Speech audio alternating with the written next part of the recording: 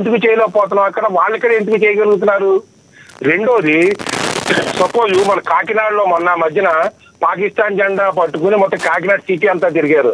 అట్లాగే Islamic countries India జెండా పట్టుకుని తిరగలరా అండి? పాకిస్తాన్ జెండాను విమర్శించి ఆ పర్టికులర్ ఇస్లామిక్ జెండాను విమర్శిస్తూ చేయలేరండి. కానీ చేసినా దొరికి అంటే కఠినమైన శిక్షలు అంటే ఇక్కడ క్షమాభిక్ష పెట్టి వదిలేశారు.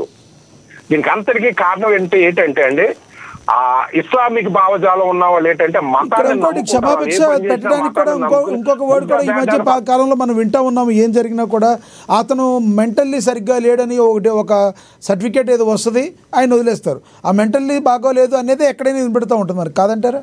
నేను చెప్తాను, ఒక్క నిమిషం అక్కడికి వస్తున్నా. ఇప్పుడు ఎంతకి కారణం అంటే ఏంటంటే ఇలా వదిలేయడానికి కారణం, లేదా ఓటు బ్యాంక్ రాజకీయాలు, ఇదంతటికి కారణం ఏంటంటే ఆ ఇస్లామిక్ భావజాలం లేదా మత మౌజ్యం ఉన్న వాళ్ళు ఏంటంటే మతాన్ని నమ్ముకుని చేస్తారు ఏ పనాన్ని, కానీ మన మతాన్ని వాడుకుని చేస్తాం. డిఫరెన్స్ చూడండి. ఆ ఇస్లామిక్ భావజాలం ఉన్న వాళ్ళు ఆ మదర్సాలో ట్రైనింగ్ అని వీళ్ళంతా కూడా మతాన్ని సంపూర్తిగా త్రికరణ శుద్ధిగా నమ్ముకుని చేస్తుంటారు ఏ పనులు. అందుకని వాళ్ళు అనుకుని సాధిస్తారు. మనం మతాన్ని నమ్మమండి, మనం వాడుకుంటాం, అవసరానికి అనుకూలంగా వాడుకుంటాం. 7 దశాబ్దాలుగా ఏ ప్రభుత్వంలో కానీ అదే జరుగుతుందండి ఇక్కడ. అందుకనే హిందూ మతం యొక్క దౌర్భాగ్య స్థితి ఇట్లా ఉంది. రెండో కారణం ఏంటంటే అండి, ఇందాక అన్నారు చూసారా, ఇంకో పెద్దలు మన పేరు గుర్తు రావట్లేదు, ఆయన ఏమన్నారంటే వాళ్ళు నువ్వు ఎంత మందిని చంపితే అంత స్వర్గానికి వెళ్తావు, నువ్వు దేవుడికి అంత ప్రీతిపాత్రుడు అవుతా అంటారు వాళ్ళ కొన్ని మతాల యొక్క భావజాలం. హిందూ మతం ఏమంటదంటే నువ్వు సేమను చంపినా కానీ నీకు పాపం ఎంత ఆడుతుంది, రేపు పొద్దున పాపం అనిపించాలి, నువ్వేమి చెయ్యక్కర్లేదు, దేవుడు చూసుకుంటాడు. సపోజ్ కల్తీ కల్తీ నెయ్యిలో టీవీ డిబేట్లు స్టార్ట్ చేసేటప్పుడే వెంకటేశ్వర స్వామిని అన్యాయం చేస్తే వెంకటేశ్వర స్వామి చూసుకుంటాడు. అరే వెంకటేశ్వర స్వామి చూసుకుంటాడు లేదు, తర్వాత చూద్దాం.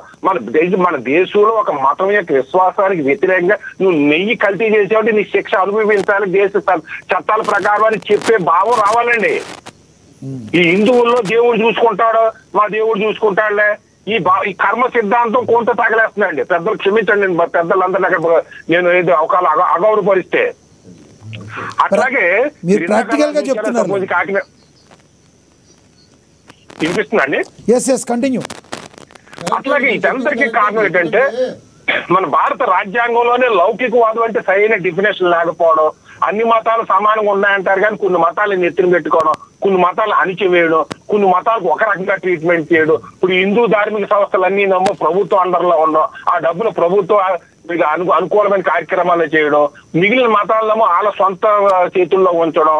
సపోజ్ ఎడ్యుకేషన్ అనేది మదర్సాల్లో ఎడ్యుకేషన్ ఇంటికి బ్యాన్ చేయలేదండి. ఇప్పుడు మొన్నటి వరకు కాంగ్రెస్ ఉందంటే మీరు అన్నట్టుగా కాంగ్రెసే ఏది ముస్లిం లేదా అన్నారు, ముస్లిమే కాంగ్రెస్ అన్నారు, ముస్లిం అనుకూలం పార్టీ అని కాంగ్రెస్ అన్నారు. బీజేపీ వచ్చి 15 సంవత్సరాలు కావస్తుంది. బీజేపీ ఏం నిర్ణయాలు తీసుకుందండి? ఈ విశ్వ హిందూ పరిషత్ కానీ, ఆర్ఎస్ఎస్ కానీ, ఈ బజరంగ దళ కానీ, ఈ హిందూ ధార్మిక సంస్థలు కానీ, ఈ పీఠాధిపతులు కానీ బీజేపీ అధికారంలో లేనప్పుడు ఒక రకంగా ఉద్యమాలు చేస్తుంటారు, బీజేపీ అధికారంలో ఉంటే మౌనం వహిస్తారు. కారణం ఏంటండి? ఇప్పుడు హిందూ ధార్మిక సంస్థలను కూడా ఈ సనాతన ధర్మ పరిస్థితులను తీసుకురావాలని లేదా వాటిలో అయితే మిగిలిన మతాలు కూడా ప్రభుత్వంలో తీసుకురావాలని ఎందుకు ఒత్తిడి తీసుకురావట్లేదు? ఇప్పుడు మదర్సాల ఎడ్యుకేషన్ బ్యాన్ చేయండి అనేది చట్టాన్ని బీజేపీ ఎందుకు తీసుకురాలేకపోతుంది? ఏది హిందూ ధార్మిక సంస్థలు ఎందుకు ఒత్తిడి తీసుకురాలేకపోతున్నారు? ఈ మూలాలండి, ఇవన్నీ మూలాల మీద చేయకుండా ఏదో బీహార్ ఎలక్షన్ దాడి జరిగింది కాబట్టి బీజేపీ తీసుకొచ్చింది, బీహార్ ఎన్నికలు అయిపోయిన తర్వాత వస్తే కాంగ్రెస్ తీసుకొచ్చింది అని కాకుండా ముందు రాజ్యాంగాన్ని సంస్కరించండి, కఠినమైన చట్టాలు తీసుకురండి, భారతదేశ చట్టాలని, భారతదేశ గౌరవాన్ని, భారతదేశ జెండాలను గౌరవించండి. ఎవరైనా సరే కఠినమైన ఇంచుమించండి, ఒక 1 నెల రోజుల్లో శిక్ష పడుతుంది, లేదా ఒక 6 నెలల్లో శిక్ష పడుతుంది, నమ్మకాన్ని కలిగించారు, అరెస్ట్ చేస్తారో తీర్పు వచ్చేటప్పుడు 20 సంవత్సరాలు 30 సంవత్సరాలు పడుతుంది. ఇటువంటిప్పుడు భయం ఎందుకు ఉంటుందండి తప్పు చేసేవాడికి? సో మన చట్టాల్లోనే అంతకు ముందు ఉన్న దానిలోనే బోల్డని లొసుగులు ఉండబట్టి ఈ రోజు ఇలాంటి దౌర్భాగ్య పరిస్థితుల్లో మనం ఉండమంటారు మీరు? ఖచ్చితంగానండి. చిన్న ఎగ్జాంపుల్ మన పక్కన ఉన్న కాకినాడ చూడండి, క్షమాభిక్ష ఏంటంటే ఇప్పుడు ఆ క్షమాభిక్ష, ఆ భావజాలాన్ని క్షమాభిక్ష పెట్టడం ఏంటంటే ఆ భావజాలం రేపు పొద్దున వాళ్ళ మళ్ళీ వదిలేసిన బయటికి వెళ్ళి వాళ్ళ మనుషులు బుద్ధులుగా మారితే పర్లే, వాళ్ళు ఇంకా ముందుకు తీసుకెళ్లి ఇటువంటి ఏది కెమికల్స్ తయారు చేసి ఏది విషాన్ని తయారు చేసి దాడులు చేసి ఒక స్లీపర్ సెల్స్ కింద తయారవుతే పరిస్థితి ఏంటండి? దానికి బాధ్యులు ఎవరండి? అవును అక్షరసత్య గారు, మీరు గత 2 రోజుల నుంచి చూస్తూ ఉన్నారు టీటీడీ గతంలో ఏదైతే టీటీడీలో ఇలా జరిగింది, గత 4 సంవత్సరాల ప్రభుత్వం ఉన్న హయాంలో ఈ కల్తీది జరిగిందని దానికి పాలు వెన్న ఏమీ లేకుండానే నెయ్యి తయారు చేశారంట దాని గత ప్రభుత్వ హయాంలో. దాని గురించి సిట్ చెప్తుంది ఇప్పుడు.